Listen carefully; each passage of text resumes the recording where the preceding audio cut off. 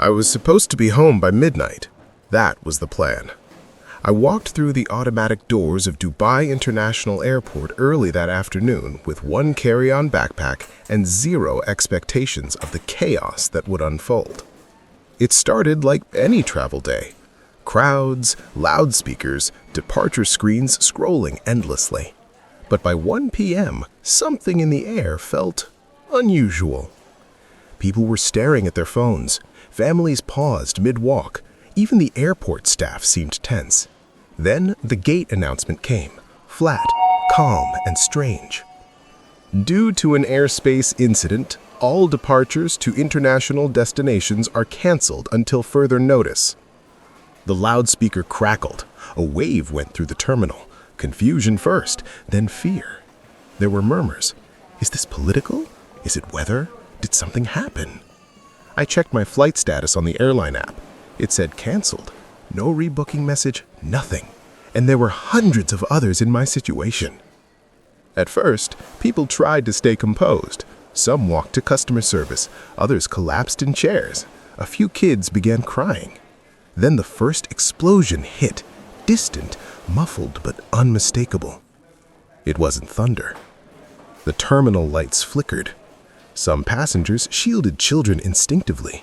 Others looked skyward through the vast glass windows toward the runway. We later learned that missiles and drones launched from Iran were striking targets across the Emirates and the region.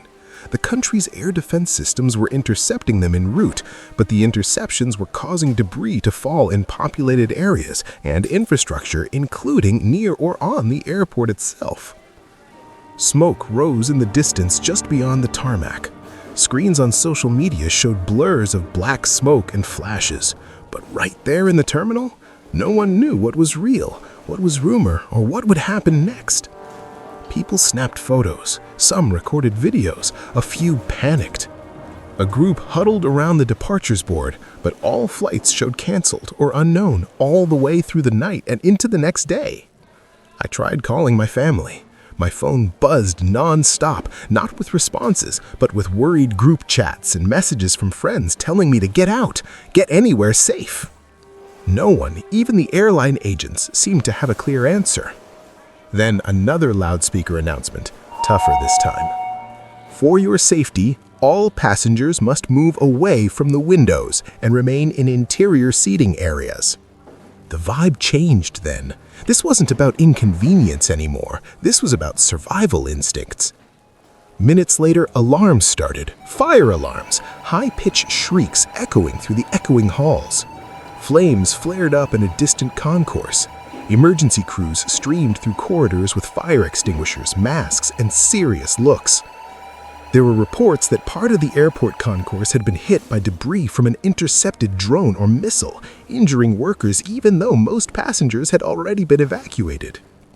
I saw actual airport workers, seasoned professionals who'd probably seen it all, with expressions that said they hadn't seen anything like this.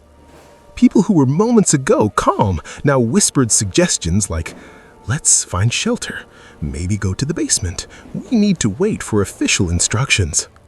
I knew at that point that nothing about that day was normal. Hours passed. Time lost meaning. At one point, a collective gasp rippled through the airport when a distant boom rattled the glass above us. It wasn't close enough to injure anyone there, but it was loud enough to shake the confidence out of the room. Screens still blinked canceled, pages of flight lists frozen in gray. People started hugging. Some cried. Others stared blankly, gripping luggage handles with knuckles white. By night, every corner of the terminal was packed with stranded travelers. Rows of strangers lined up on sleeping bags and jackets. Someone handed out water bottles. Others in business suits shared snacks. It felt like a strange, forced bonding through fear. But no one laughed. No one joked. Because there was no guarantee that airspace would open tomorrow or the next day. Families whispered prayers. Phones were set to silent because even the phantom buzz of notifications was too much stimulation. At around 4 a.m., I looked toward the runway glass windows one more time. Outside was dark. The blinking taxi lights on the runway looked like dying stars. People began sharing stories. Some of them had seen explosions out of the windows, others heard sirens in the distance. Many had footage of black plume smoke rising in the Dubai skyline. And no one could confirm whether flights would fly again soon. All I knew was that Dubai International Airport, once one of the busiest hubs on Earth, had become a limbo of fear, uncertainty, and waiting. The walls heard people cry. The chairs saw travelers sleep unsettled. And through it all, we were all stuck there together, hoping we would see the word boarding again on those screens. But until then, there were no flights, only echoes, only whispers, and the sound of the unknown. Even now, hours later, I'm still here. The terminal is quiet in corners, crowded in others, but no one knows when we'll be able to leave. Families, business travelers, tourists, all of us trapped in the same nightmare. This isn't just my story. It's the story of everyone stuck here, caught between what's safe and what's unknown, waiting endlessly for a journey that might not come for hours or even days. The airport has become a prison of uncertainty, a living nightmare, and we're all living it together.